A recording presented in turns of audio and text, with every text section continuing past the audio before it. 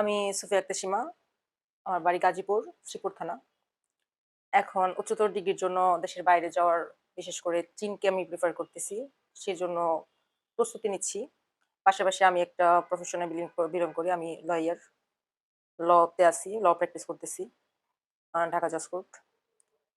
এই তো আপাতত সো বলার স্টুডেন্ট মতো। সে কিন্তু একটা অসাধারণ স্টুডেন্ট, সে কিন্তু প্রফেশনাল অলরেডি লয়ার। আর সে পাশাপাশি সে চায়নাতে পিএইচডির জন্য এপ্লাই করতে যাচ্ছে, ইনফ্যাক্ট এপ্লাই করেছে। তো আমরা তার ফাইল নিয়ে কাজ করছি সেপ্টেম্বর ইনটেকের জন্য।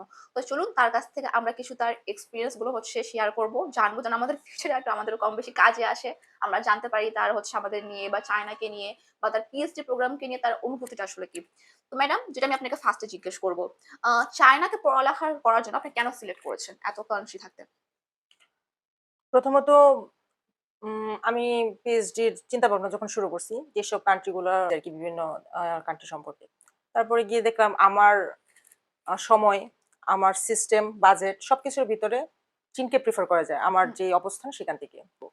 তো আমার কাছে মনে হয়েছে যে চীনটা অ্যাপ্রোপ্রিয়েট আমার জন্য। আমি প্লাস স্কলারশিপের হ্যাঁ, বিষয়। একটা স্কলারশিপের ব্যাপার আছে। আ চীন খুব ভালোভাবেই করতেছে আন্তর্জাতিক মানে স্টুডেন্টদের জন্য বিভিন্ন দেশের বিশেষ করে পিএইচডি স্টুডেন্টদের জন্য হুম, ভালো স্টাইপেন্ডের ব্যবস্থা আছে। হুম। ইনফরমেশন গুলো নিলাম। ভালো, ভালো ইউনিভার্সিটিতে পড়াশোনার সুযোগ আছে। ভালোভাবে গবেষণা করার মানে আমার যেই সাবজেক্টটা আমি চাচ্ছি ওটা পাওয়ার একটা সম্ভাবনা আছে। বিভিন্ন দিক মিলে আমি চীনকে সিলেক্ট করছি। চীন যেহেতু আমার প্রায়োরিটি লিস্টে ফার্স্ট আপাতত। হুম, হুম। যেহেতু আপনি বর্তমানে একটা প্রফেশনে আছেন, লয়ার পোস্টে। তো আপনি কি চাচ্ছেন যে এই রিলেটেড সাবজেক্টটা নিয়ে সেখানে পিএইচডিটা কমপ্লিট করতে, নাকি আপনার কোনো ডিফারেন্ট সাবজেক্ট চয়েস আছে? আপাতত আমি তো যেহেতু প্রফেশন আছি এটার সাথে আসলে পিএইচডি সম্পর্ক নাই ঐরকম। এটা সম্পূর্ণ আলাদা একটা আমি একটা পছন্দসই একটা সাবজেক্ট নিয়ে আমার পিএইচডি প্রোগ্রামটা শেষ করতে চাই। যেটা আমার উম রেজাল্ট, আমার কোয়ালিফিকেশন যেটা আসে। এটা তো পৃথিবীর সর্বোচ্চ একটা ডিগ্রি। এই ডিগ্রির মান এটা যেন আমি মানে অর্জন করতে পারি এবং এটা আমার পরিবার, আমার দেশ, আমার নিজের জন্য যেন কাজে লাগাতে পারি এরকম একটা চিন্তা আছে আরকি। আ তো স্টুডেন্ট, এবার হচ্ছে আমি যাচ্ছি আমার নেক্সট কোয়েশ্চেন এর দিকে। আ তো ম্যাডাম, চায়না হচ্ছে যেহেতু যাওয়ার জন্য আপনি আমাদের কোম্পানি ডিজিটু প্রোকে চয়েস করেছেন। তো আমি জানতে চাবো যে আপনি আমাদের এত এজেন্সি, এত কোম্পানি থাকতে আপনি আমাদের ডিজিটু প্রোকে কেন চয়েস করেছেন? যখন আমি বাহিরে যাওয়ার জন্য চিন্তা করলাম, এডুকেশন সিস্টেমটারে মানে চয়েস করলাম। তখন দেখা গেল বিভিন্ন এজেন্সির সাথে যোগাযোগ করছি। ফেসবুক পেজ দেখছি ওদের। হুম, এটাও কিন্তু ফেসবুক পেজ থেকে আমার পাওয়া ১ম এ। হুম। তারপর এটার মানে ডিটেইলসটা দেখলাম। একটা লম্বা সময় যাবৎ কাজ করতেছে। প্রত্যেকটা জিনিসেরই স্থায়িত্বের উপরে কিন্তু ডিপেন্ড করে সে হ্যাঁ, কেমন কাজ করতেছে। হ্যাঁ, একটা মানুষ হ্যাঁ। কিন্তু ভুয়া কিছু নিয়ে কাজ করতে পারে না। অবশ্যই। দেখা গেছে লাস্ট মনে হয় ১১ বছর যাবৎ কাজ করতেছে নাকি ৯ বছর ৯ যাবৎ। বছর ধরে। আচ্ছা ৯ বছর যাবৎ কাজ করতেছে। ৯ বছর তো কোনো জিনিস এমনিতেই দাঁড়ায় থাকতে পারে না। অবশ্যই এটার পিছনে এটার লাইসেন্স লাগে। কাজ করতেছি কিনা আবার আমি আমার খুব ক্লোজ একজন আমাকে খুব কাছের একজন মানুষ সাজেস্ট করেছে। সাজেস্ট করছে যে তুমি আপাতত সবগুলা বাদে এখানে যাও। আসলে আমি জানতাম না এই ব্যাপারে তেমন কিছু। তো আচ্ছা। খুঁজতে খুঁজতে যে যোগাযোগ করে চলে আসলাম। হ্যাঁ, আসার হ্যাঁ। পরে হুম। আপনাদের আন্তরিকতা, আপনাদের বিভিন্ন ডিটেইলস দেখার পর মনে হয়েছে যে আচ্ছা ঠিক আছে আমিও দেখি কি আছে কপালে সোজা কথা। এখন আম আসার পরে যেটা দেখলাম আপনাদের গাইডলাইন, ইনফরমেশন গুলা সবকিছু মিলিয়ে আমার মনে হয়েছে ঠিক আছে নির্ভরযোগ্য একটা প্রতিষ্ঠান। চেষ্টা করি। এই থেকে আসলাম আরকি।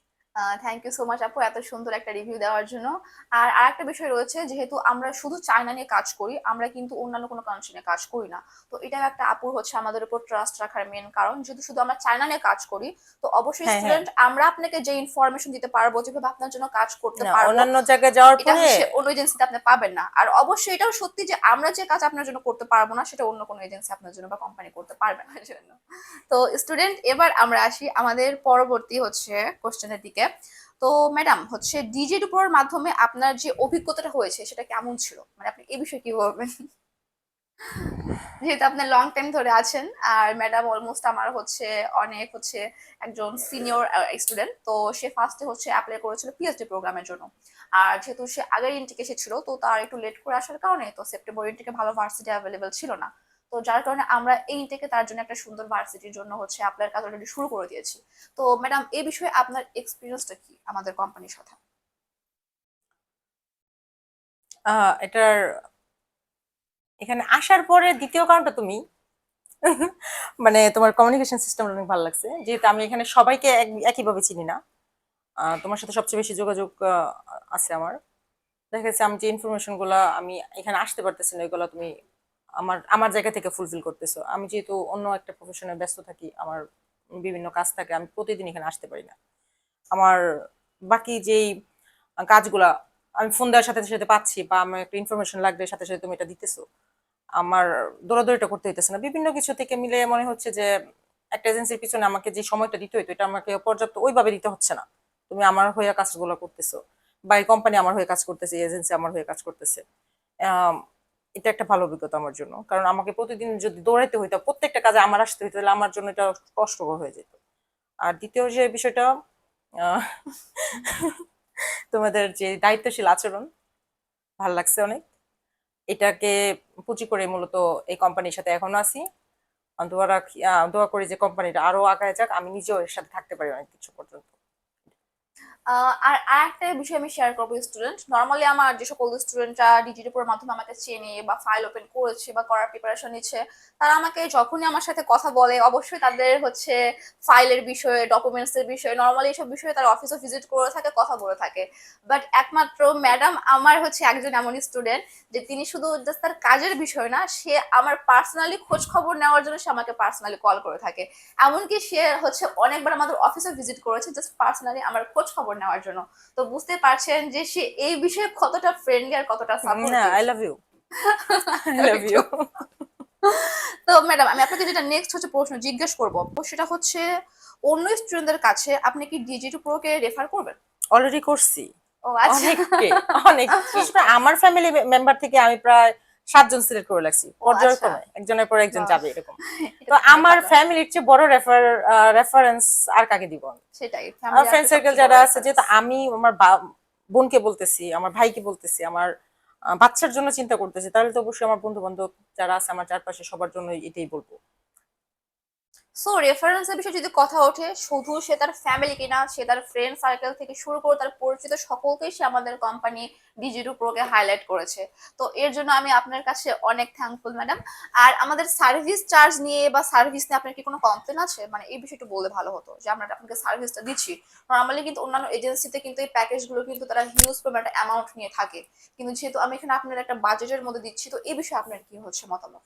হ্যাঁ, খুব বেশি মানে মনে হয় নাই, খারাপ মনে হয় নাই, যেটুকু আছে রিজনেবল আমার স্বাদ এবং সাধ্যের ভিতরে মনে হয়েছে। এই জন্য আমি মানে যাওয়ার জন্য মন স্থির করছি। যদি আমার সাধ্যের বাইরে হইতো, তাহলে অবশ্যই এখানে আসতাম না বা চেষ্টা করতাম না।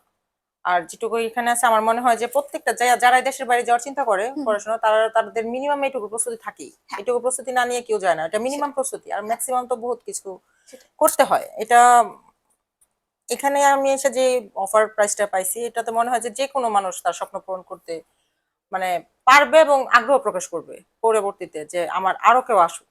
এই বাজেটটা খুব বেশি খারাপ মনে হয়নি। ঠিক আচ্ছা। আছে।